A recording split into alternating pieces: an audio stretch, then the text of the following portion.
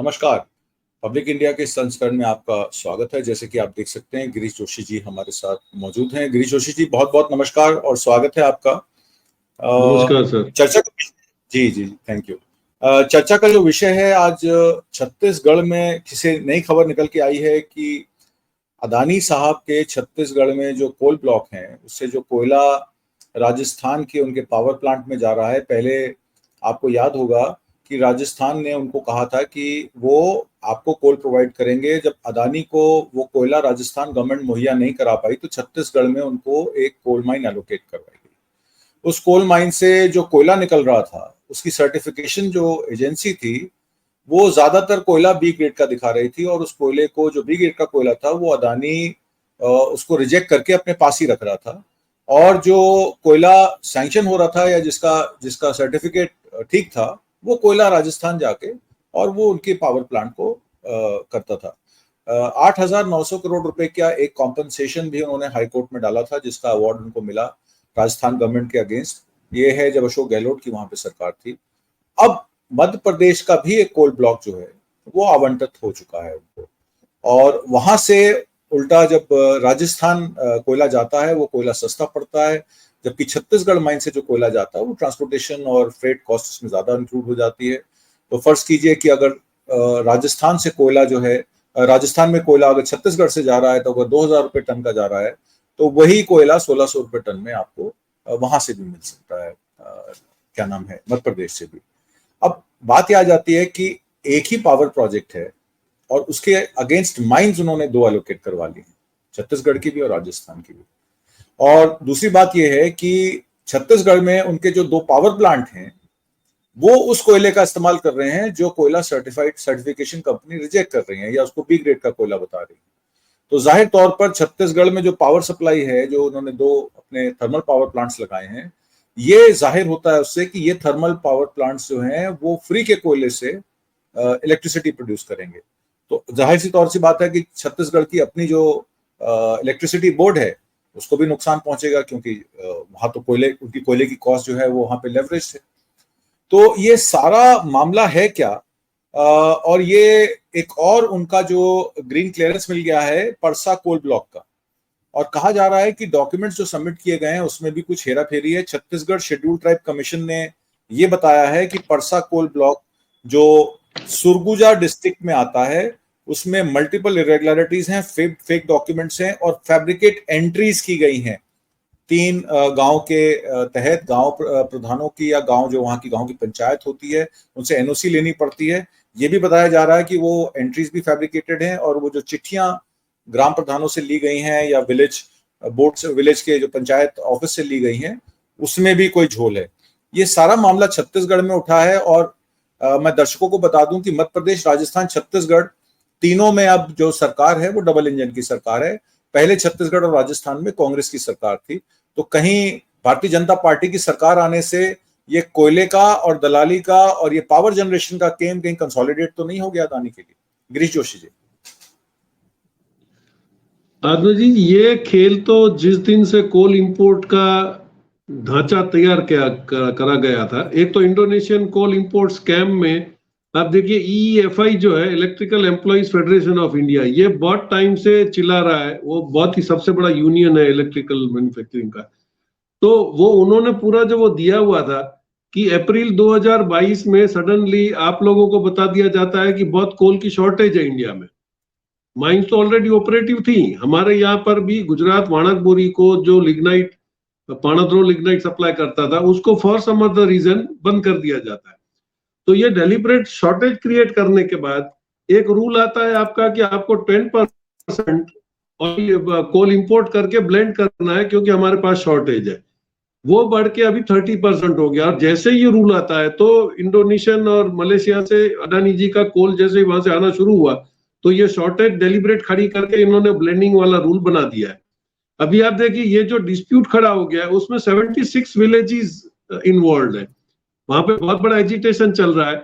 उसका रीजन एक है कि जो बीजीआर कंपनी थी उसमें एक विलेज, मैं ख्याल से अगर मैं भूल नहीं रहा तो पकरी माइंस जो है, उसके अंदर वो डंप करके पूरा वहां से विलेज गायब हो गया है। वहां पे गायब है ही नहीं। और एक मैं आपको इंसिडेंट दे दूं, आप गूगल में ढूंढ सकते हैं, दैट इज नवलखी पोर्ट।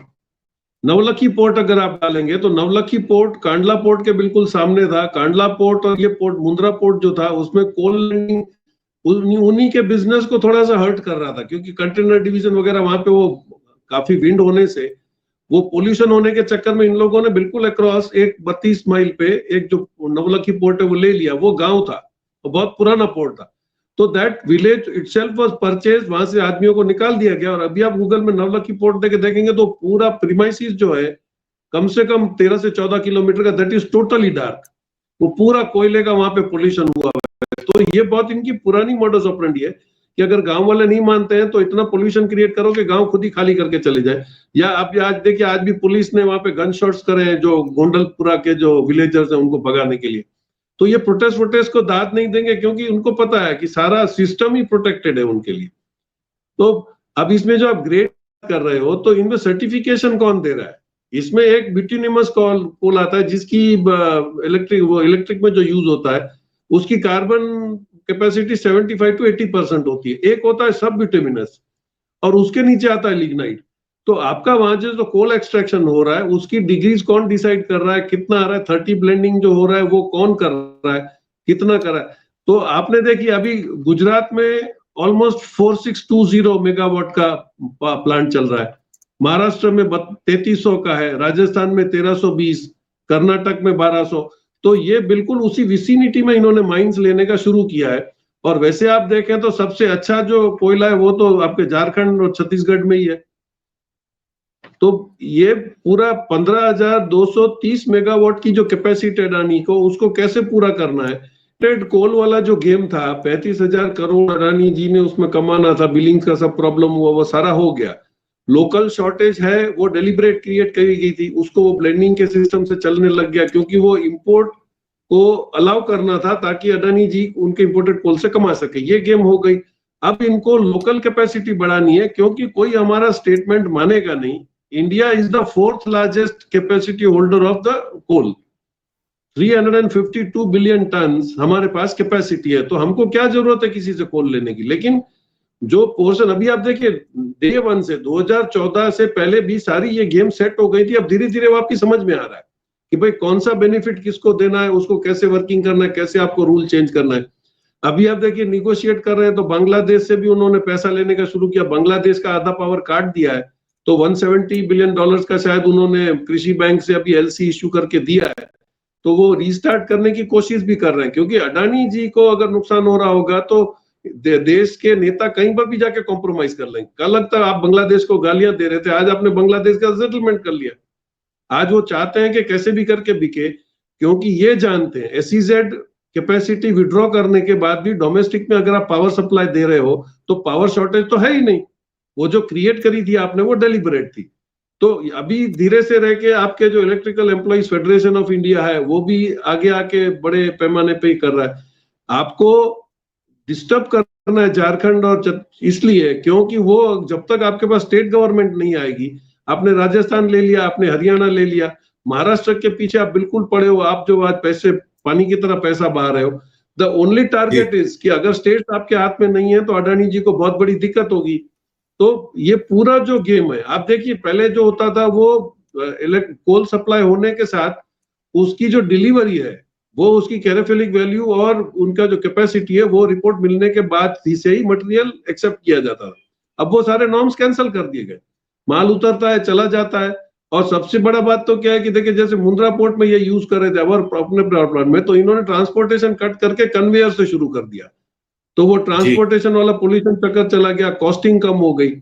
वो कॉस्टिंग कम जो हुई है उसके बाद आपके भाव कम नहीं हुए, जो गुजरात गवर्नमेंट ने भी उसके सामने नॉन पास किया था कि भाई आपके इन्फ्लेटेड रेट्स की वजह से कस्टमर्स को दिक्कत नहीं होनी चाहिए। तो ये कॉम्प्लिकेशंस तो अभी खड़े हुए, लेकिन कब तक लड़ पाएंगे ये देखना होगा। जी, मैं आपसे एक सवाल इसके झारखंड के मुतालिक और करूंगा। झारखंड में जो गोड्डा में प्लांट लगा था वो सेंट्रल गवर्नमेंट की इंटरवेंशन से लगा था, और आपको याद होगा उसको एसईजेड घोषित कर दिया गया था। एसईजेड का मतलब है उसमें तमाम जो इनवॉइसेस थी, जो इंपोर्ट हुआ इक्विपमेंट्स का, वो सारा टैक्स फ्री था। और उसके बाद बहुत सारा एक्साइज और ड्यूटी उनको माफ कर दी गई, और उसके बाद ये भी कहा गया कि अगले 10 साल के लिए कोई टैक्स आपको नहीं देना है। और जबकि आप संपदा जो है वो झारखंड की यूज कर रहे हैं। छत्तीसगढ़ भी अब यही मामला आ रहा है। हसदेव के जो जंगल हैं, जिनको जल जंगल जमीन को खत्म करने की बात कर रहे हैं, हसदेव के जंगलों का डायरेक्ट रिलेशन उसी कोल माइन से है जिस सेकंड कोल ब्लॉक को जो दिया गया है अदानी को। इसका मतलब है कि आप खनिज संपदा के लिए पर्यावरण और संस्कृति दोनों को खत्म कर रहे हैं। और दूसरी तरफ झारखंड में भारतीय जनता पार्टी जो अपना कैंपेन चला रही है, वो ये चला रही है कि वहां पे देखिए डेमोग्राफी बदल गई है, ट्राइबल्स की संख्या कम हो गई है, घुसपैठिए बढ़ गए हैं, मुसलमानों की संख्या बढ़ गई है, इस तरीके की बातें कर रही है। हालांकि जो 28 सीटें हैं जिसपे शेड्यूल्ड ट्राइब्स के जो निर्णायक वोट साबित होती हैं 39 में से, उसमें अगर आप डेमोग्राफी उसकी देखें, 1951 में फर्स्ट सेंसस जब इंडिपेंडेंट इंडिया में हुआ था, उसमें एसटीज की जो संख्या थी वो 35.38 थी। और उसके बाद जब वो बिहार में फॉल करता था, बिहार बेसिकली बिहार का पार्ट था, उस समय जो जिले इस टाइम झारखंड में आते हैं उसकी ट्राइबल पॉपुलेशन 35.38 थी। और एज पर 2004 सर्वे जो है वो कराया गया, उसमें उससे पहले जो 91 का सर्वे है वो ये कहता है कि वहां पे 27.66 ट्राइबल पॉपुलेशन थी, जो 1.5% से ग्रो करती रही पिछले 40 साल से। और ये भी कहा जा रहा है कि जो ये ट्राइबल पॉपुलेशन है ये माइग्रेट भी करती है, जैसे बिहार में एज अ लेबर फोर्स जाती है, और भी स्टेट्स में माइग्रेट करती है, छत्तीसगढ़ में माइग्रेट करती है, बिहार जाती है, वेस्ट बंगाल जाती है। Most popular out of state destination कहा जाता है कि झारखंड और वेस्ट बंगाल में 5.5 लाख से 6 लाख लोग जो हैं वो झारखंड से वेस्ट बंगाल में है, बिहार में है 4.34 लाख, 4.5 लाख लोग, उड़ीसा में 1.5-2 लाख लोग, छत्तीसगढ़ में 1,11,000 लोग, और उत्तर प्रदेश में 11 लाख, और महाराष्ट्र में 1 लाख, दिल्ली में करीब 70,000। तो इस तरीके की माइग्रेशन होती है। अब ये जो मामला सारा घुसपैठिए का है कि घुसपैठिए आ जाएंगे, ट्राइबल का लैंड ले लेंगे, ट्राइबल्स को बाहर कर देंगे झारखंड में, इसी इलेक्शन कैंपेन पे ये भारतीय जनता पार्टी अपना चुनावी कैंपेन, अपना रण चला रही है। और दूसरी तरफ झारखंड के ही गोडा प्लांट में बिजली, क्योंकि आपने बताया $800 मिलियन का जब ड्यू हो गया बांग्लादेश की सरकार पे, तो उसके बाद इन्होंने नए कोल सेक्रेटरी अपना पावर मिनिस्ट्री में पावर सेक्रेटरी से ये लिखवा लिया कि ये पावर जो हम जनरेट कर रहे हैं वो हम वापस डिस्कॉम्स को, इंडियन डिस्कॉम्स को बेच सकते हैं। पहले आपने एसईजेड बनाया एक्सपोर्ट ओरिएंटेड के लिए कि आप एक्सपोर्ट करेंगे पावर का, जब एक्सपोर्ट आपका रुक गया और आपका बकाया हो गया, तो अब आप उस बिजली को डोमेस्टिक डिस्कॉम्स को सप्लाई करके अपना लॉस कवर करना चाहते हैं। हालांकि मैं बता दूं ये लॉस कवर नहीं होगा, क्योंकि 800 मेगावाट के जो 2 प्लांट हैं, 1600 मेगावाट के जो 2 प्लांट हैं, उसमें आपकी, क्योंकि बिजली का उत्पादन ऐसा होता है कि बिजली जो नहीं गई या जो नहीं उसको आपने आगे फॉरवर्ड किया या बेचा, तो वो वहीं खत्म हो जाएगी। तो बेसिकली जो 25-26 मेगावाट डेली का इनका था भेजने का, वो 1-2 मेगावाट पे आ गया है। तो डोमेस्टिक डिमांड भी इतनी नहीं है कि उससे आप अपना नुकसान पूरा कर सकेंगे। इसी वजह से हसदेव के छत्तीसगढ़ के कोल ब्लॉक्स, और इसी वजह से राजस्थान में महंगी बिजली राजस्थान की सरकार को बेची जा रही है ताकि गोडा प्लांट के लॉसेस कवर हो। गिरीश जोशी जी, झारखंड का चुनाव हो या महाराष्ट्र का चुनाव हो, कहा जाता है कि भारतीय जनता पार्टी के लिए महाराष्ट्र में 20 लाख करोड़ का बिजनेस है, तो उनके लिए उसका 1% करीब बैठता है 25-26 हजार करोड़। तो 10-15 हजार करोड़ रुपए क्या मायने रखते हैं? भारतीय जनता पार्टी खर्च कर सकती है लाडकी बहना योजना में, जितना मर्जी पैसा जमा करवा लीजिए, 7 महीने का जमा करवा लीजिए, 8 महीने का जमा करवा लीजिए। और इसी तरीके से झारखंड में आदिवासियों को अगर वोट खरीदना है आपको, तो 5-5 हजार रुपए का आप वोट खरीद सकते हैं, क्योंकि अदानी साहब बैठे हैं, जितना उनका कैश है वो देते जाएंगे और करते जाएंगे। पर तीसरी तरफ सीएजी ये कहती है कि ये जो स्टेट एक्सचेकर का पैसा फ्री में बांटा जा रहा है, चाहे वो 1500 रुपए लाडकी बहना योजना का हो, उसको 2100 रुपए करने की बात हो, तो स्टेट एक्सचेकर को करीब 60,000 से 90,000 करोड़ का घाटा इसमें हो सकता है। और इसी में आपने जैसे बताया कि सम्मान योजना, जो शेतकारी सम्मान योजना में 12,000 का 15,000 करने पे, 3,000 अमाउंट बढ़ाने पे 25-30 हजार करोड़ का स्टेट एक्सचेकर को एक्स्ट्रा नुकसान हो सकता है। महाराष्ट्र में जो सरकार है वो ऑलरेडी 6,70,000 करोड़ के वित्तीय घाटे में है, विच इज अबाउट, इसको कहा जाता है 20 से 22% ऑफ टोटल ग्रॉस डोमेस्टिक जो वैल्यू ऐड होती है या जीडीपी है, उसका स्टेट जीवीएसए का ग्रॉस वैल्यू एडिशन का 18 से 20% बनता है। झारखंड का भी कुछ ऐसा ही मामला है। 1,36,000 करोड़ रुपया हेमंत सोरेन को केंद्र की सरकार का रुका पड़ा है। उसने कहा मैंने ऑडिट रिपोर्ट भेजी है, 1,36,000 करोड़ मेरे को नहीं मिला है और मेरी तमाम सोशल वेलफेयर स्कीम्स, इरिगेशन के प्रोजेक्ट और सारे कार्यक्रम रुके पड़े हैं। अब भारतीय जनता पार्टी तो पैसे से गेम खेल रही है। मान लीजिए अगर स्टेट के पास पैसा नहीं है तो अदानी जी पैसा लगा देंगे, क्योंकि सारी वाणिज्य संपदा, माइनिंग के प्रोजेक्ट्स, जंगल, जमीन, एयरपोर्ट्स, पोर्ट्स, सब कुछ तो अदानी के पास है। तो विपक्ष लड़ेगा कैसे? मैं आपसे यह समझना चाहता हूं कि विपक्ष अपनी लड़ाई लड़ रहा है। हरियाणा में आपने देखा कि पूरा कहा जा रहा था कि कांग्रेस की सरकार आएगी, पर नहीं आई। अब झारखंड और महाराष्ट्र में भी पैसे से खेला जा रहा है गेम। तो ये पैसे की गेम से अगर वोट खरीद लिए जाएंगे तो फिर डेमोक्रेसी बची कहां, लोकतंत्र बचा कहां? तो लोकतंत्र बचेगा कैसे? ठीक है जी जी, आप देखिए बेसिक डिफरेंस ये है, सीएजी ने जो रिपोर्ट बना दिया है, आपको आवाज आ रही है? जी जी जी, बोलिए, सुन रहा हूं मैं। हाँ, आवाज आ रही है अभी। आप सीएजी का जो रिपोर्ट बोल रहे हो, आप देखिए इनकी जो सारी गेम्स है that are all very criminally वो क्राइम से डिसाइडेड है, वो क्रिमिनल अप्रोच ही है उसका। आप देखिए सीएजी का रिपोर्ट पहले पास में आप देखिए तो गडकरी जी को थोड़ा सा अपना कट टू लाइन करने के लिए उन्होंने सीएजी का एक हाईवे का रिपोर्ट दे दिया था कि इतना मैनिपुलेशन हुआ, बाद में वो बंद हो गया। अब ये सीएजी का रिपोर्ट भी मिस्चीवियस है, क्योंकि इनको पता है कि अब पैसा है नहीं, तो कोर्ट से ऑर्डर दे दिया कि भाई आपने 3 महीने के बाद ये स्कीम शुरू नहीं कर सकते हो क्योंकि इसमें आपका कुछ गड़बड़ है। सीएजी ने ऑब्जेक्शन दिया, तो अब ये बोलेंगे कि हम तो देने चाहते थे लेकिन कोर्ट का ऑर्डर आ गया तो मजबूर है, खैर 2-3 महीने के बाद हम देखेंगे। तब तक ये डिसाइड होगा वेदर आपकी सरकार आ रही है नहीं आ रही। तो ये लीगली अपने आप को सेव कर रहे हैं इस मैटर में, इसमें कोई बड़ा गिमिक्स है ही नहीं। क्योंकि आप देखिए जितने भी इन्होंने प्रोग्राम्स करे हैं वो सारे ने सारे कहीं ना कहीं इनडायरेक्टली बेनिफिट देने के लिए। आज इनका इकोनॉमिक्स तो सीधा सा है।